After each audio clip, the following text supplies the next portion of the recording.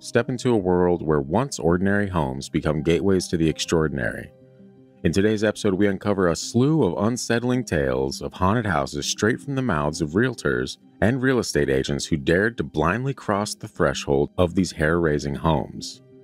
These intrepid individuals, armed only with their wits and a seemingly endless mountain of paperwork, find themselves trapped between the realms of the living and the dead as they reveal their personal encounters with vengeful spirits, restless apparitions, and all too eerie phenomena that defy all rational explanation. The listing is live. The for sale sign's been hung out front featuring a headshot with your impeccably white veneers, perfectly coiffed hair, and a writer stating, "For sale, not haunted." All that's left to do is come inside and join us on this open house of horrors, where every creak of the floorboards and flicker of the lights will leave you questioning the safety of the impossibly thin veil between our world and the next. We'll see you on the inside.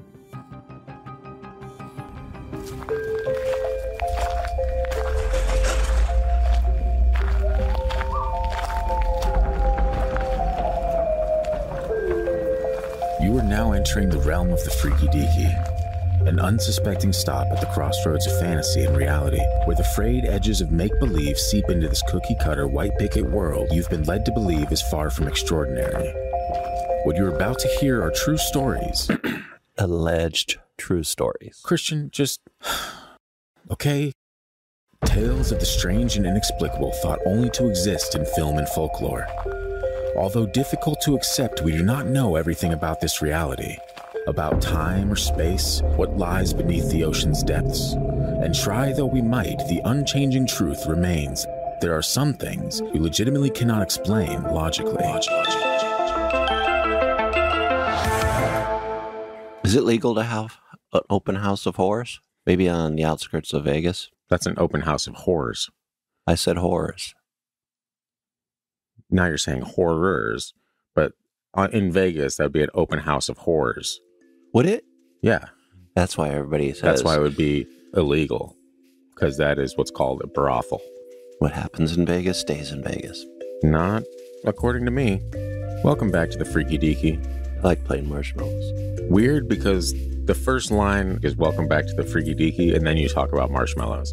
You were just... Weird. No, I didn't say anything about marshmallows before that. I was literally jamming out to our intro music, and then you start talking about marshmallows randomly. Christian, not a great start. Pistachio, toasted marshmallow, coffee flavor. What are you even talking about right now? Nobody has any idea. Scott is lying. No. I am Scott, as you just heard, and I am thrilled to be joined once again by my co-host and father-in-law, Christian. I'm very happy you could make it this morning, Christian. Thank you. Ooh, it was rough. Thank you. Yeah, I was starting to believe that I was actually going to have to use your AI voice for this episode, and it probably would have been a lot less back talk, if you know what I mean. So... People like to hear me talk trash to you, and then they really like to hear you come back at me, I think. Yeah, I'm pretty quick-witted. That's the fun part for everyone, myself included. We usually like to start recording at 5:30. It is currently 6:52, and that's fine. Christian, I'm not, It happens sometimes. You have your devil-may-care attitude when the podcast starts. You just show up willy-nilly. You're a little diva around here. You got your rider that asks for all kinds of... You only like green M&Ms for some reason. It's weird. It's weird, but it's fine. Don't judge me. Today, as you heard in that intro, we are diving into some haunted house horror stories from the mouths of realtors and the listing agents that tried to sell these haunted abodes. I have, ironically, a couple of real estate friends that I probably should have reached out to while compiling this, but I decided, whatever. It is what it is. If they hear it and they want to share something, they know how to get in touch. Do you think everybody has a real estate friend? Yeah, because there's way too many realtors in the world. And look, I'm going to be honest. We bought this house almost 3 years ago now, 2.5 years. We still get cards from our realtor. Like, hey, happy 4th of July. And you're like, hey, I don't even know you. But that's really smart business, though. That's smart business. But I almost want to return it and be like, hey, we already bought the house. But if you enjoyed your experience, you might come back. And it might be 10 years from now. But let me ask you this. Who enjoys that experience? Nobody. But nobody. If you go around the next time around, you want something familiar. So something familiar. I'll probably go to my buddy Jake. I'll be like, hey, Jake, selling the house, moving to Tennessee, hook your boy up. That's neither here nor there. And luckily, I don't have to worry about realtors anytime in the near future. So Future comes fast, though. But anyway, we always have a good time with these kind of themed career episodes, I guess you could say. Like we did the janitor stories. We've done all kinds of fun with trucker stories you put together. And I was like, what would be an interesting one? Realtors. Realtors are a different breed. Let's put it that way. And if you are a realtor, then you know that. And you're probably chuckling to yourself right now while also thinking of how you can sell me on timeshares somewhere in the Bahamas. Bev, reach out to us if you have stories. Yeah, Bev, whoever that is. A friend that is now a realtor I haven't talked to in years. Does she listen to the show? She might. Wow. You know, you just manifest what you want in the universe. Yeah. I want as many people that need to have a good time listening to paranormal, conspiracy, and aliens to come listen to us. I put that out into the universe. Maybe put your microphone out a couple inches. Because, I'm already excited. Yeah, see, the cadence has already shifted from when I said, and you're talking about a friend you haven't talked to in years. So I can only imagine when we start talking about haunted houses, what's going to happen.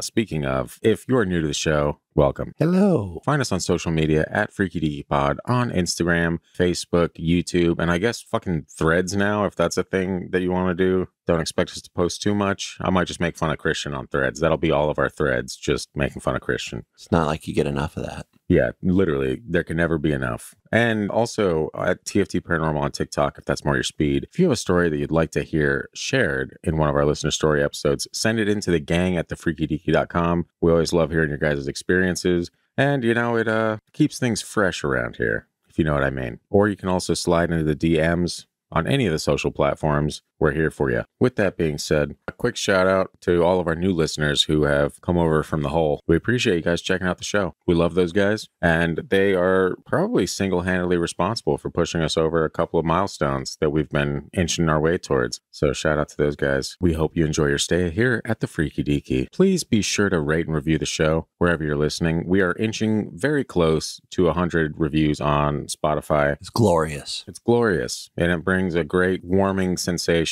to my extremities.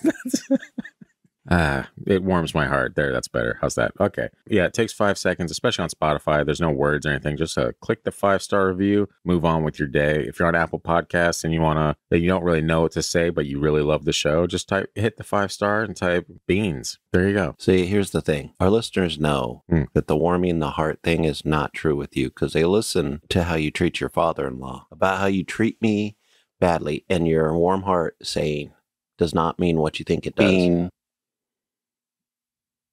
offended. Yeah. Anyway. On with the show. All that nonsense. But yeah, either way, we appreciate you guys checking it out. Let's dive into these creepy realtor stories, shall we? And if you happen to know a realtor that has some spooky experiences from open houses or listing or showing the house, whatever, other realtor talk, send them our way. We want to talk to them. If they don't want to talk for some reason, they can just email in their story or slide into the DMs like a degenerate. You know what I mean? Just be anonymous. Just be anonymous. Be anonymous. Be. That's exactly what I was thinking. I know, it's really sad. Very sad. Anyway. Men brains. We're insane in the men brains. Anyway, this first story is titled, Not My Ideal First Listing. About 15 years ago, I joined the real estate industry in the hopes of selling my recently deceased great-uncle's home in Buckhead, North Atlanta. The home is one of those southern-style 3-storied carriage homes that was, more or less, beaten up from years of neglect. My uncle suffered from mental illness, so it was not surprising the current state of the home. One hot summer day, while working with a contractor, we noticed a cold draft flowing through the first floor home office. It was strange because the AC was not on and it was 94 degrees outside. What's strange is that the AC was not on if it's 94 degrees outside, but beside the point. He thought the air could be flowing from the basement, so he went to check. 5 minutes went by, then 10 minutes. I eventually opened the basement stairwell and yelled down the staircase. An unfamiliar, burly voice responded, "Help me." I ran downstairs only to find the contractor tied up and knocked out unconscious.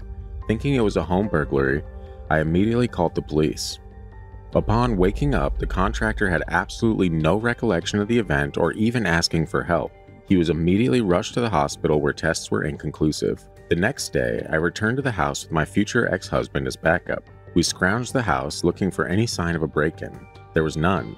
We then heard a loud noise in the basement.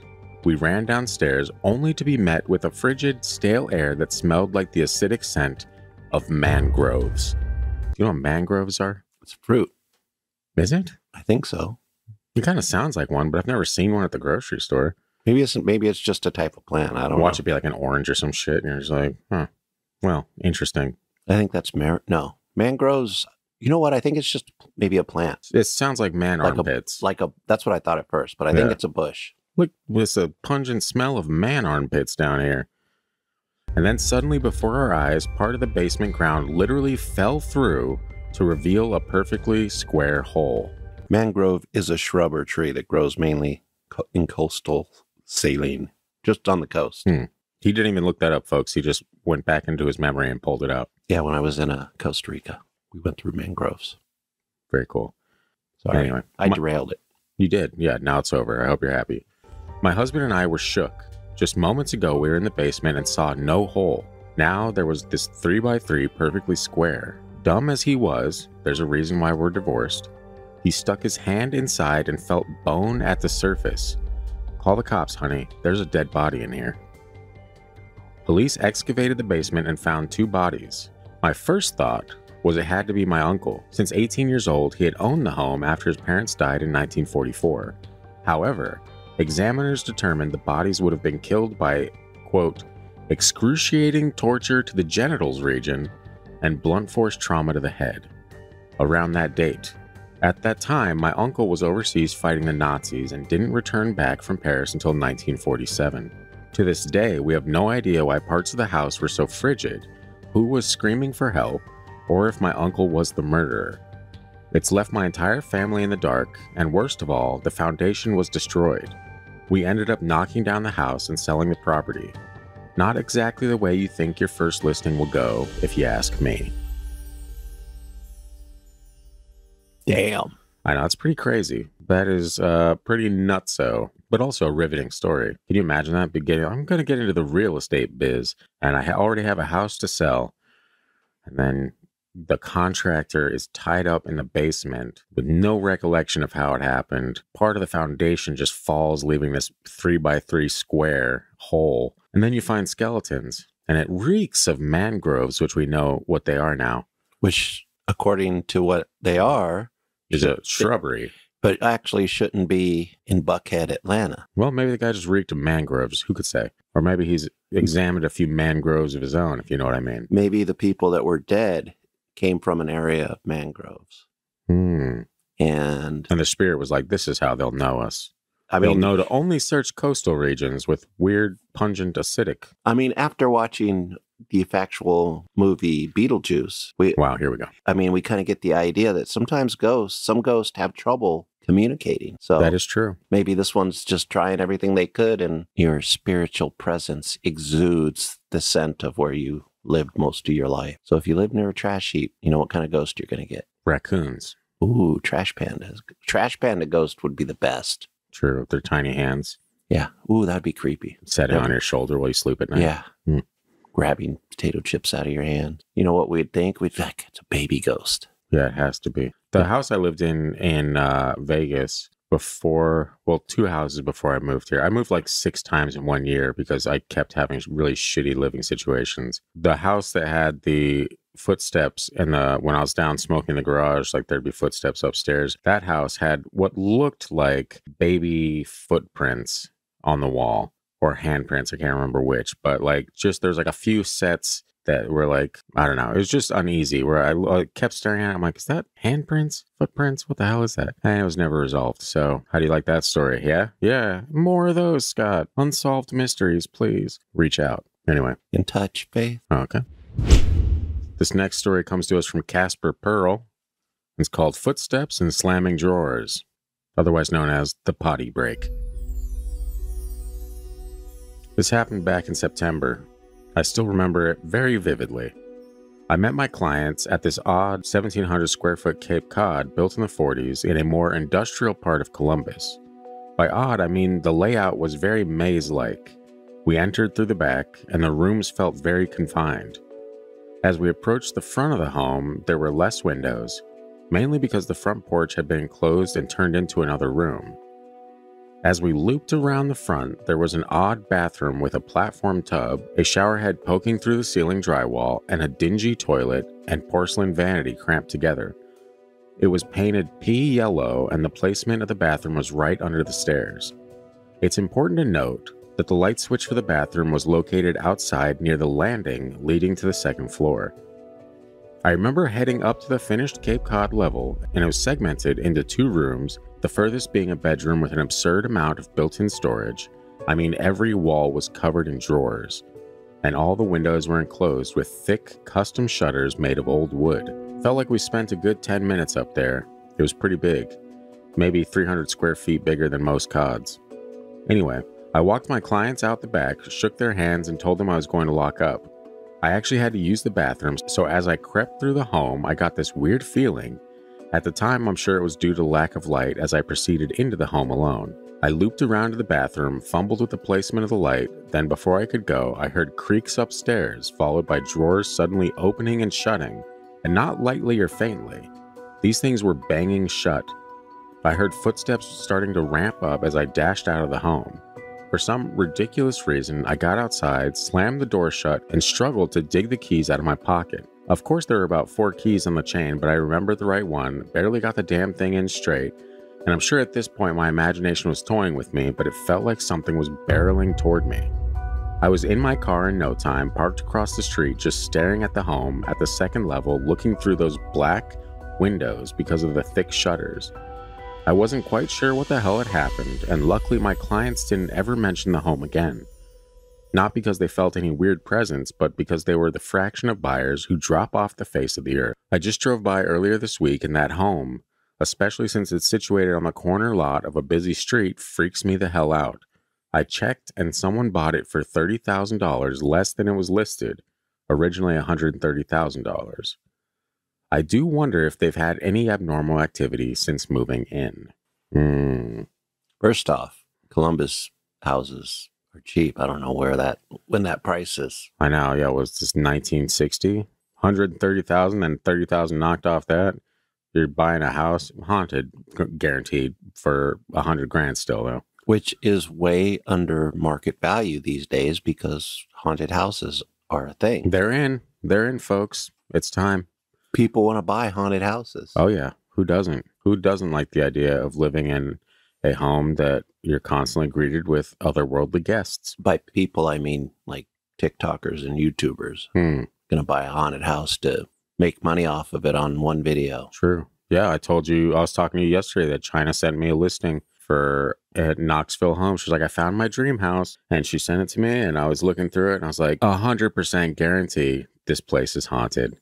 Down to the creepy portrait of a Civil War era man on the wall. And I told her, I was like, yeah, it's nice and modern and also old school, but I was like, this place is definitely haunted. And she's like, no, it's not. I was like, when was it built? What you do is you buy it, and then you build yourself a house on the property, and I'll live in the haunted house. Then I can tell you stories that I don't believe from experiences that I allegedly have. Riveting stuff, truly. Yeah, no, I asked her, I was like, when was this shit built? And she said, I don't know. And I looked at the listing, and I was like, it looks like it was built like the 1930s or some shit. And I was like, which means it's definitely haunted. And I scrolled down, I was like, oh, would you look at that 1930? I was like, nah, no way in hell. I don't care how many shabby chic doorknobs and sinks and shower heads they put in this bitch. I ain't going in. Do it for the pod. Do it for the pod. Yeah. My life for the pod, right? It's not your life. It's your soul. Oh, cool. Even better. Perfect. I've been waiting to give that up. So come take me, demons. Have you ever had an experience like that with like where you feel something's coming towards you? Like, you know, almost like a bad dream where you feel someone's chasing you, but you don't actually ever see them. It's just like more like the feeling, like your heart, the adrenaline rushing, pumping. You're like, oh God, I got to get out of this situation. For me in those dreams, I am always moving like I'm moving through molasses. I'm like trying to get away super fast, and it's like slow motion as I watch the freaky thing gain speed very quickly. I'm like, how are you moving fast? I can't move at all. And I wake up. But this isn't about my own personal traumas. I was asking you a question. What was the question? Oh, no, I haven't. Maybe when I was a kid, I had feelings like that. I haven't as an adult. Yeah. It almost reminds me of like, it mainly happened when I was a kid, but like going down the hallway or something, if I go to the bathroom and then it's nighttime. I wasn't in the bathroom for 12 hours, but like, you know, I went to the bathroom and it was nighttime. And when I leave and turn the light off, it's a dark hallway. And I just see the light of the living room down at the end of the hallway. And so I kind of have to like, I remember having that feeling where it's like something's watching me, something's chasing me down this hallway. I have to get to the light as fast as possible. And that's kind of what I was reminded of in this story. Also, that is a religious experience. You must get to the light as quick as possible. And I did. Hallelujah. Amen. This next one is from Realtor. And it's called... Is it a guy or a girl? Who cares? I do. There's a big difference. Who cares? And it's called Bad Energy, Bad Outcome. In 2016, I sold a home that always gave me a creepy feeling anytime I went there during showings or inspections. Actually, I don't think it's a woman. I think it's a guy talking about, you know, just no one gives cares? a shit. Nobody cares. All right. Literally, what I said at the beginning was accurate. Yeah. Nobody cares. In 2016, I sold a home that always gave me a creepy feeling anytime I went there during showings or inspections. It's hard to explain, but the place just had a cold and empty feel to it that made the hair on my arms stand up. The buyers were a younger couple in their 20s. Also, there's a trigger warning on this. Uh-oh. Yeah, so the buyers were a younger couple in their 20s. It was all that was available in the area at the time that both met their budget and checked most of the boxes for them. About a year after closing, the husband hung himself in the shed out back and was discovered by one of his children. Absolutely horrible, and it was nauseating when I heard about it. A few months passed, and his widow had messaged me regarding mortgage questions. She told me that leading up to his passing, a lot of strange things had begun happening in the home, and even before he took his life, was convinced the house had bad energy. The neighbors told her the previous owners were into witchcraft, so if you believe in all that, I guess there's another layer to the onion.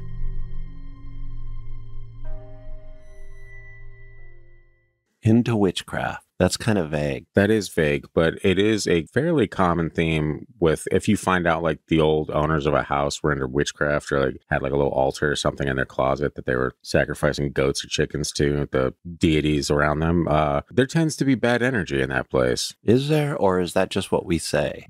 Well, you don't say it because you don't have that experience under your belt, but people that have actually experienced this thing, like one person I'd love to get on the show is my buddy Jordan from back in Vegas. He told me, and I've mentioned it before, but when he was in his first marriage, he and his wife moved into his wife's mom's place or their old family house or something like that. And he had a ton of experiences there, particularly around one bedroom. And apparently, like when he talked to his wife about it or something like that, she mentioned that her mom used to do, I forget, was it Santeria? Or there's some kind of like... I don't practice.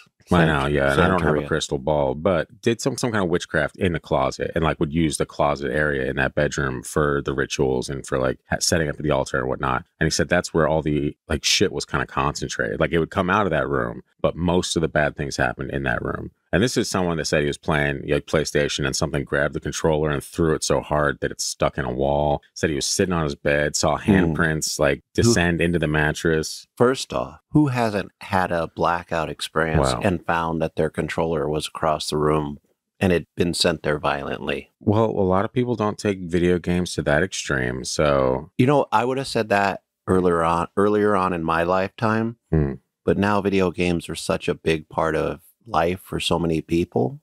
True. But this isn't now. This is back then. This is easily 10 plus years ago too. So, but no, he saw imprints like in his mattress, like hand imprints sink down next to him when he was sitting in it. He said there was like a shadow entity that would like stand in the doorway and shit at night. All kinds of creepy stuff that would happen. And he said it wasn't until he found out that his wife's mom was practicing witchcraft there before they got the house that he was like, it kind of makes sense. And he's not a religious dude at all. He doesn't believe in any religions. He's completely against most of this stuff. But he is like, I don't know what to say it was, but I know what happened. Like to the point where he actually hired one of these like TV show investigator crews in Vegas to come and like look in the house and shit. And even they didn't want to stay there because there's so much weird shit going on. Like, that's what I'm saying. Like there's, like it's one thing if people claim that it was witchcraft and that's why there's bad energy there. But there's also like, not only do I have personal accounts from people that I trust experiencing this, but I've read enough of these experiences over the past, decade myself now to be like, yeah, there's something there. You practice with stuff you're not supposed to practice, or that opens doors to evil entities or something like that. It's going to have bad energy. Like whether you believe that or not is up to you. I always feel that And I'll be a witch apologist here for a second, witchcraft apologist. Oh, just for a second or for the entirety of the show? For this second right now. Okay. I think witchcraft is thrown around a little loosely because I don't believe Santeria is witchcraft. That's a form of a religion, I believe. Yeah. But isn't all witchcraft a form of a religion? I mean, that's what I'm saying. They just don't label it that way. That's what I'm saying is like witchcraft is too easy of a word. But also to not even, we won't even go into that. But let's do the people practicing that type of thing, those spiritual practices, I guess we could say, whatever they are, bring that into the house, or does the house bring that out of the people? Like sometimes I always feel like the house is actually the haunted entity. You know what I mean? Or the vessel, the portal, maybe, based depending on what's happening there. It almost feels like the house becomes a thing. So maybe if that dark energy is already there, and that just kind of brings out certain things in people. I think it has to, like, at least it's my understanding that it kind of has to be invited, whether that's intentionally or unintentionally. You can do certain things that open the doors to spirits that are not to your liking or that mean you harm or whatever. It could be cursed land. Sure, like traumatic stuff happens on the land and then you build on the land. And that in that situation, I would say, yeah, it's kind of the land. So there's nothing you can do away from that. You can bless it or have whatever done to it that makes you sleep better at night. But as far as like houses and stuff like that in general, I feel like it has to be an event that takes place there for it to open that kind of door. Here, if like right now, this is a good house, but if let's say some crazy shit went on here and there's just like that traumatic stain on the land itself or on the house, on the property, that opens the door and almost turns into like kind of like a portal for evil entities to feed off of that bad energy or to feed off you or your mood or anything like that. But let's say that they're not always evil and we just don't notice those as much. Oh, I'm not saying that every entity that's inhabiting the space is evil, but there's certain like stuff like this where the guy is talking about that he was like, I feel like the house has bad energy, and then within like a couple months he's hanging in the garage. Like that's some like Amityville horror type shit where you had these warnings beforehand and you just didn't confront them. I agree with you, but I also think that this could be a simple case of depression. Sometimes it is. But again, some people believe that people that experience that can see through the veil at times. Yeah. Well, I've always been one of those people. Like I've gone through my life suffering on and off with depression for long periods of time where it feels like there's something latched onto you and leeching off of you. Like, and that could be, someone like you might look at that and be like, oh, well, that's a rationalization of, imbalance of your body chemistry or whatever, like, or your brain chemistry. And that's just your personal look on what's happening in a sciencey way. You're just wording it differently. People that actually are experiencing it and also have that religious upbringing or anything like that, we kind of have an ability to see it in a different way, like a spiritual way. And that is just as plausible to me than, oh, it's just your brain being sad. You know what I mean? Like, but we've talked about on this podcast before, my belief that if these things do exist in the spiritual realm, that changing in brain chemistry or how your brain is wired, even in certain cases, might explain why people see certain things. You know what I mean? Or why people can see things that like someone else can't. Yeah. Because it just that simple change in how your brain is operating could make you see into the other dimensions, the spiritual world. Just see the world differently. So who knows what you're going to see? Like, yeah, who's to say, honestly? Like, yeah, similar to how a child sees the world completely different. And I mean, I'm sure you've always heard that, but now that you have a young child. Wait, I do? Yeah. Whoa. Yeah, I mean, you see that they see the world completely different than us. Yeah. And it's the same world. It's just a good example of, how we get blocked off the older we get. Yeah. We take the magic from the children. I got the magic. Oh, it's fine. And then we make it unconsecrated grounds with evil demons and witchcraft. On to the next story. I know. Yeah, you're like, I'm going to be the witchcraft advocate for a moment. I'm just in my head combing through every episode where witchcraft has ever been talked about. And you're like, it's not bad. And it's fine. Okay. Like, so it's not this moment, it's the entirety of the show. And I think it's a good thing that I do it sometimes because like I said, witchcraft is thrown around too easily on these types of podcasts. Yeah, it's low-hanging fruit most of the time. And if you're, a lot of people that listen to stuff like us have a religious upbringing, and then you probably agree. And you gotta look a little deeper sometimes. That's all I'm saying when I say that. It's you can't just say witchcraft and then be like, okay, I guess it was witchcraft then. Yeah, no. But for me, as long as there's something about the story that like kind of lends to the idea of it being of like maybe some sorcery afoot, I'm down with that. Because even self-proclaimed witches claim that they cast spells, right? And that they do. We had a video on YouTube a while ago of this evil witch, quote unquote evil witch, who casts spells to get what she wants, and that it worked. You know, so who am I at that point? It'd be more stubborn for me to be like, it doesn't exist and it doesn't do anything. If people that actually do it claim that they have seen the benefits from this or that they get what they want, you know what I mean? There's psychopaths in all walks of life. Wow. Suddenly not the witchcraft. No, I'm just saying there's psychopaths in every walk of life. Sometimes, most of the time, they're politicians or they run major people that do witchcraft. Yeah, major corporations. And that is very true. You know, every once in a while, I'm going to practice witchcraft. And they gave it all a bad name. Mm-hmm. We should get into the next story. We've harped on this one for a while. This next one is called Sonia and the Stage 5 Clinger. Oh. This is a weird one. This gives me the heebie-jeebies just because if this is possible, then I hope I'm never in a haunted home. It says, I received a rather weird call for a listing. The seller told me I couldn't go see the house because she had, quote, a male ghost, and he would get upset if he knew she was selling. I agreed to initially meet her at her office instead, so we get the home listed and we set a day for the showings. I got to the house and started to take some photos, and every time I would take a photo, there was a blurry image in it. Bigfoot. That'd be hilarious. I could not take a photo without that appearing. Then I asked the seller if I could use her restroom. As I walked down the hall, the door slammed shut.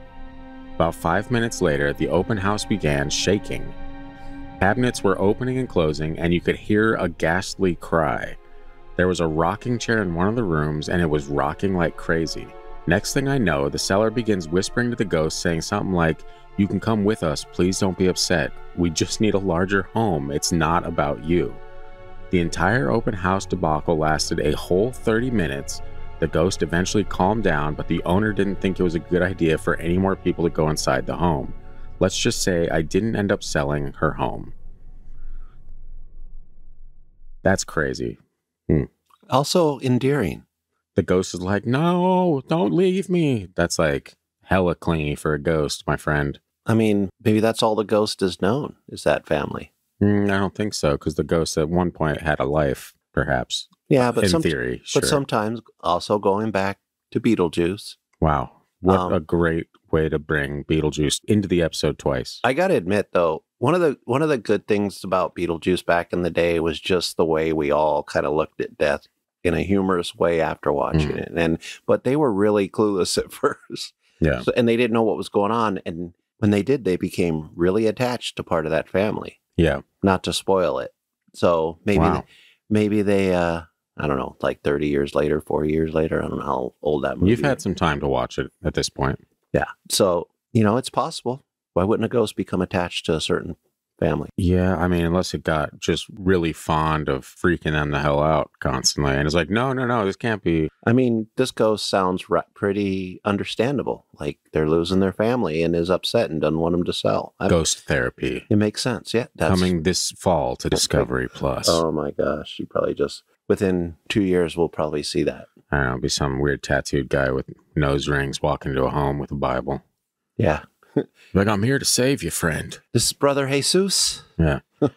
House starts shaking. Oh, God. That is weird, though. Do you remember, it's been a while now, but we had a bonus video on YouTube, a bonus story where I think it was like two girls were like babysitting or house sitting something, and like the entire place started to shake. Yep, I remember. And their grandma was like right next door, wherever they called over. Like, was there an earthquake? She's like, what are you talking about? That kind of reminds me of this story. Like, to the idea of being inside like a poltergeisty home and it's just like shaking and everything else around you is fine. It's freaky. Imagine if you're out on like the porch across the street and you just look over and a house is violently shaking. You hear cupboards opening and closing. You hear people screaming, "What the hell?" And then you hear someone talking to a ghost. What if the house isn't shaking? What if it's like... Their brain. Like yesterday, you know how I was spinning Atlas around and then I stood him up and we were all laughing because he couldn't stand up and he was laughing. Maybe like the haunting does something like that to you that makes it feel like the house is shaking because it throws off your equilibrium. And everything, like the door, let's just say the doors and everything are shutting. That's a separate movement by the ghost. That's the poltergeist move. Yeah. Yeah. But that experience kind of throws it off to where you feel like your house is shaking and maybe it's not. It could be, but I feel like it's very distinct shaking as opposed to just being like off balance. You know what I mean?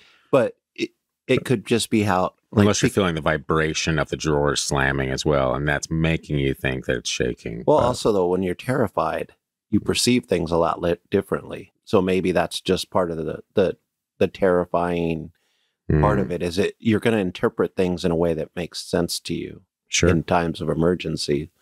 So maybe it's not me trying to tell you what happened. It just could be... It's just a weird thing I thought of as you're telling me this. It's a very strange story, but I feel like I've heard a similar story. But I mean, I guess I more or less hear stories about ghosts that follow people from home to home. So it's doable. So I don't know why, if it's doable, I don't know why this particular ghost would just be like up in arms about like, how are you leaving? What the hell? Like some kind of abusive like lover. Scariest ghost story I ever saw as a kid was based on that, where it was called The Entity. I believe that's a movie. Yeah, and it wasn't called The Bean. I don't use that word anymore. We've scared them away from using the word being, folks. Trauma, the therapy bill. There you go. A couple short ones for you. A couple shorties. Know what I mean? Also, if you go back and watch that movie, trigger warning. Well, that's nice. Got a short one from SD Native, and it's called The Unappreciative Curmudgeon. It says, I was doing an open house at a house I knew the owner had passed away naturally, and so I didn't think anything of it. So about halfway through the open house, some lady walks in and immediately goes, someone died here recently. I can feel him. Then she walks around talking about his energy and how he feels for 10 minutes. Then as she's leaving, she tells me he is sitting in the chair next to me and doesn't appreciate me being in his house. I sat outside and just sent people in for the rest of the open house. That's kind of hilarious. That is hilarious, but also... Like, he doesn't like me here? Okay, I'll be outside sending people in instead. I mean, I would think as a real estate agent, they should have training for this. I'm like, you can't sit outside. You go in. Yeah. Otherwise, people are going to know it's haunted. Yeah. You got to go in. You got to take one for the team. You only resort to saying it's haunted to your prospective buyers if you can't sell it any other way, because chances are you have to take a little bit of a loss to sell a haunted house in most cases, unless you find a YouTuber or TikToker. They really do be like that, yeah. Or a ghost from coast to coast. A ghost from coast to coast. Or the host talking to a ghost from coast to coast. Yeah. There you go. Space ghost. Space ghost is the host from coast to coast talking to a ghost. Gotcha. All right, this next one also has a trigger warning. It's called Hanging from the Pipes. Lots of hanging material. I mean, that's typical of ghosts in haunted houses. That's true. Yeah, ask any ghost in a haunted house. He'll tell you, oh, hanging? Yeah, absolutely. Not my way to go, but... it's a little too... The ghost down the street did it. That's true, yeah. I've heard a time or two. I was selling a house that was in foreclosure for an elderly widowed woman. It was a $500,000 house, but decorated in the late 70s style. Yuck. Yeah, exactly. So it needed some updating. Yeah, I'll say. While I was there painting and staging, all the faucets would turn on at the same time all over the house. I would then have to go into each bathroom and the kitchen to turn off the water. When the house was being inspected after getting under contract, I held my breath hoping that the water faucets wouldn't turn on all at once with the inspector on site. The inspection was going well until I heard a very large stream of water flooding the basement. I rushed in and turned the water off at the main. I then had the plumbing fixed and damage remedied. It turned out the seller had forgotten to tell me that her husband had hanged himself on the water pipe in the basement. The exact pipe that broke. Coincidence? I think not. I think not as well, yeah. I'm so glad you agree. I do say a lot. I agree. That almost worked. I had to shut off the first one, but it was I do say, and then I agree. I'm just to clean it up. I agree. Okay. Now I have to formally disagree. I do say a lot of weird shit, though. Gotcha. Kind of creepy. If it is coincidence, weird coincidence. What I would never be able to say is a coincidence is every faucet in the house turning on. That, for me, if that were to happen here, I'd be like, huh, What could that be, I wonder? You know, I mean, there's like very few explanations for faucets physically turning on at the exact same time all over the house. As a matter of fact, I'd say there's zero. Yeah, it seems impossible. Yeah, it seems very impossible. Unless everything broke. I mean, I've seen it in movies when the pipes, the faucets fly off the sink and then they start spraying water. But there's a difference between it breaking.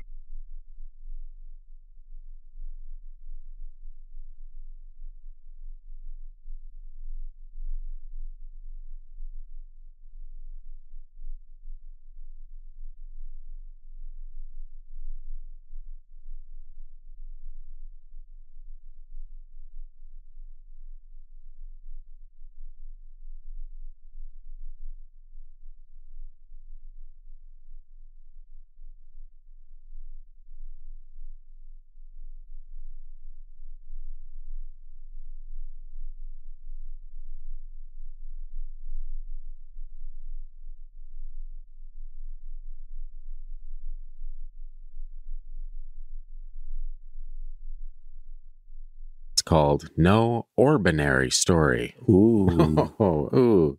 Scott, maybe cut that if it sounds way too cheesy, or leave it in. Yeah, leave it in. You're a dad. You can do that. I have sold a historical home, and the buyer has posted videos with the orb things on Facebook. And while I've always assumed things like that are just dust doesn't move the way these orbs did.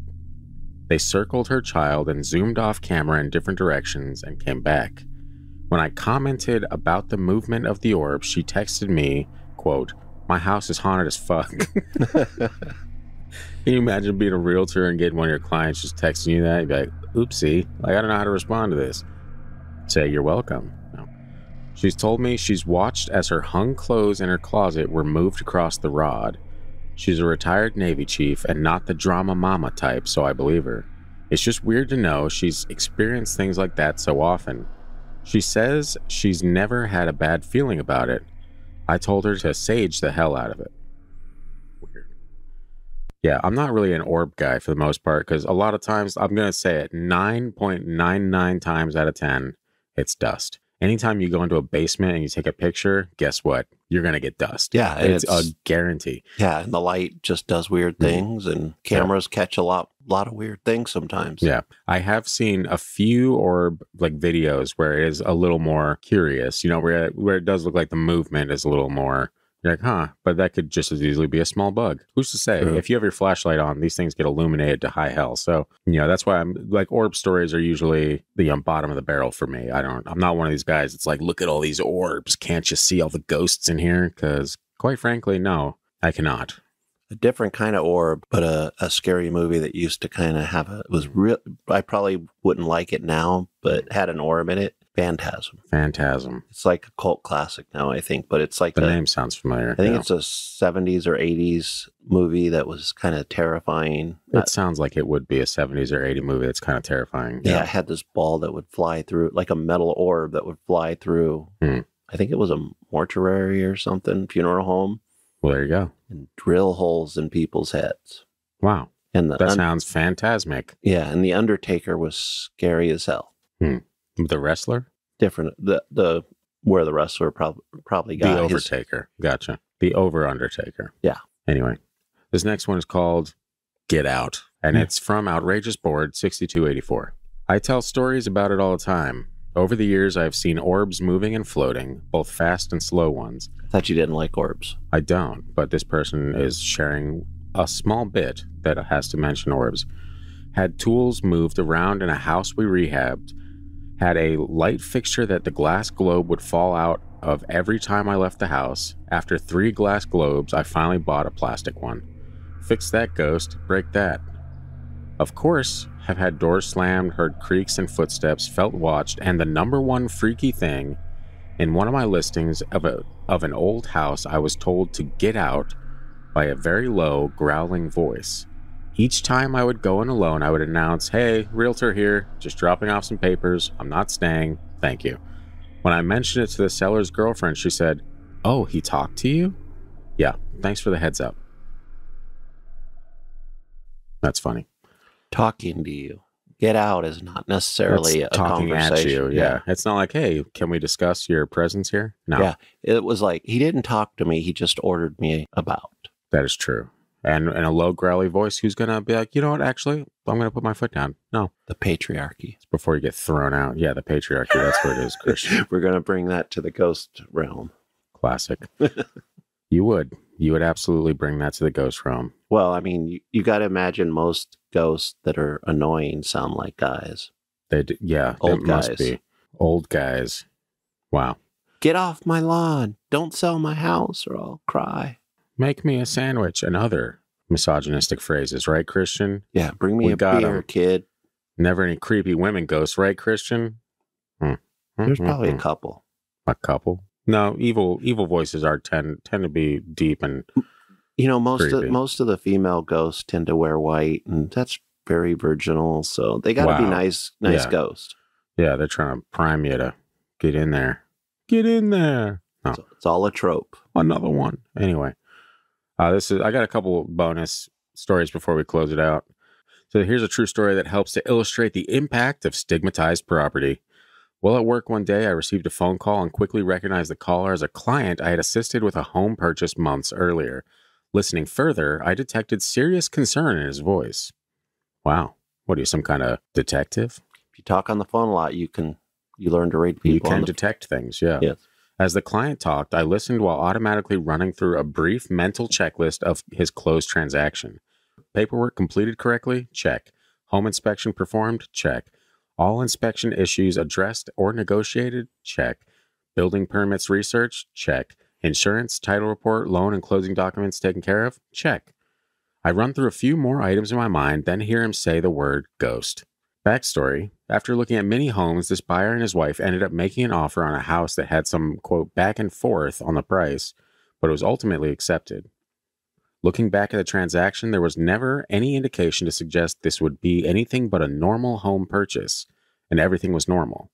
Until after the transaction closed, which is when things took a decidedly different turn. Not very long after this buyer and his wife moved into their recently purchased home, they began to hear strange noises, usually in the middle of the night around 2 or 3 a.m. Worst time to hear it. But then things got much stranger. The sounds they heard appeared to emanate from inside the house for no readily explainable reason. Sounds like dropped tableware, moving furniture, bells ringing. You get the idea. After a while of having their sleep disturbed, the homebuyers grew concerned and began to ask around the neighborhood, "Do you hear strange sounds at night like we do?" After being told no by at least one neighbor, the man asked if the homebuyers knew about the event that had occurred inside their home. The new owner said no. Story specifics vary, but the neighbor apparently explained that a child had died inside the house and was then laid to rest on the property. Understandably, this distressed the homebuyers, who thought that it should have been told before buying the home. After speaking with the homebuyers, I next called the seller's real estate agent for the transaction and simply asked, "Did you know that that property had a history of death in the house?" "Yes," he quickly answered, then followed up with what I knew aligned with what Oregon's real estate agents are instructed regarding state real estate law. Quote, "But my principal broker told me we didn't have to disclose it." And he was correct. I also understood that particular realtor had a fiduciary responsibility to his seller client, because if the seller's agent had openly revealed the situation while marketing it, there was a good chance the property would have sold for considerably less. Usually, the rule is disclose even if an item seems trivial. Yet in this instance, there was no state law requiring such disclosure, and the seller had a vested interest in not bringing the issue up. As a result of the impact from their home purchase of the stigmatized home, the homebuyers moved and ultimately rented out the property. Witnessing this unpleasant situation had me researching to better determine what might have been done differently. At the time, there were no online resources solely dedicated to determining if a house is stigmatized. On top of that, repeated online searches eventually turned up only one news story relating to the property, and that was accomplished by a search using the specific house address and buried in a list of other website information. It was virtually a needle in a haystack. That's pretty wild. I think there's a lot of laws now that you have to disclose traumatic events that happen in houses, but I'm sure it's not in every state. I feel like it was in California, though, years ago. Yeah. And building on top of that, just to kind of close this out, this is paranormal court. Wait, paranormal court. So this is like law determining whether or not a home is actually haunted or if it needs to be stated that. And this was Stambovsky v. Ackley. Dun dun. No, no, that'd be funny. You got to throw that in. I know, yeah. You may be surprised to find out that a house was actually declared as haunted as a legal or as a matter of legal fact in 1990. Stambovsky v. Ackley is that a New York appellate court ruled because the previous owners represented the house as haunted to national publications in the 1960s, they could not then later claim the house was in fact not haunted because ghosts don't actually exist. When the subsequent buyers wanted to rescind purchasing the house upon learning that it was haunted, the case is quite widely taught in law school because of its unusual conclusion, a fact that was not lost on the judge writing the opinion, who took the opportunity to include lines like the following in his opinion, saying, quote, "While I agree with the Supreme Court that the real estate broker, as agent for the seller, is under no duty to disclose to a potential buyer the phantasmal reputation of the premises, and that, in his pursuit of a legal remedy for fraudulent misrepresentation against the seller, plaintiff hasn't a ghost of a chance, I am nevertheless moved by the spirit of equity to allow the buyer to seek rescission of the contract of sale and recovery of his down payment, and from the perspective of a person in the position of plaintiff herein, a very practical problem arises with respect to the discovery of a paranormal phenomenon. Who are you going to call?" as a title song to the movie Ghostbusters asks. Wow. Applying the strict rule of caveat emptor to a contract involving a house possessed by poltergeist conjures up visions of a psychic or medium routinely accompanying the structural engineer and Terminix man on an inspection of every home subject to a contract of sale. It pretends that the prudent attorney will establish an escrow account lest the subject of the transaction come back to haunt him and his client, or pray that his malpractice insurance coverage extends to supernatural disasters. Wow, tell you what, that judge really worked in every single... That must have been a wonderful day. Finally something fun. No, he gets to work in every single ghost reference he can think of.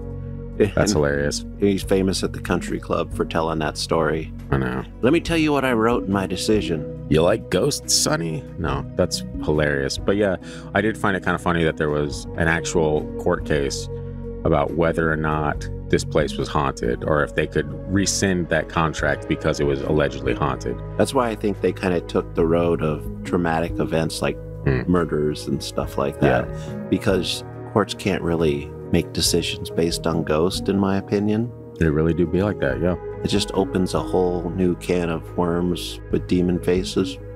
Yeah, demon-faced worms, you know the ones. Yeah. As long as it's not a whole new can of beans with demon faces, then we would have very creepy, where we could look at each other and say, uh-oh. The beans might come. Nailed it. So that wraps up this episode. I like that one. That was a fun one. I like these kind of themed career stories, and realtors, they got some crazy stories in general. I could probably do an entirely different episode of just horror stories from realtors that are not paranormal. And who knows, maybe we'd do some extra bonus content on paranormal, on that type of stuff. But in the meantime, find us on social media at FreakyDePod, on Instagram, Facebook, YouTube, Threads, wherever you get your social media fix and your fry eye blues. Your what? Fry eye blues. It's where you stare at screens too long. I have not heard that. I made it up. Or on TikTok at TFT Paranormal. And if you have a story of your own, send it into the gang at thefreakydeaky.com, or leave us a voicemail with the story, or just to say what you think about the show. We're saving up these voicemails and hoping that we can at some point play them at the end of episodes, get you guys on the show yourselves, all that fun stuff. But in the meantime, we're just collecting them. So leave your voicemail at 801-997-0051. We'll see you right back here on the Freaky Deaky next week, where Christian's going to tell us about the problems with disclosure. The problems with disclosure. You heard it here first, folks. We'll see you next week. Goodbye.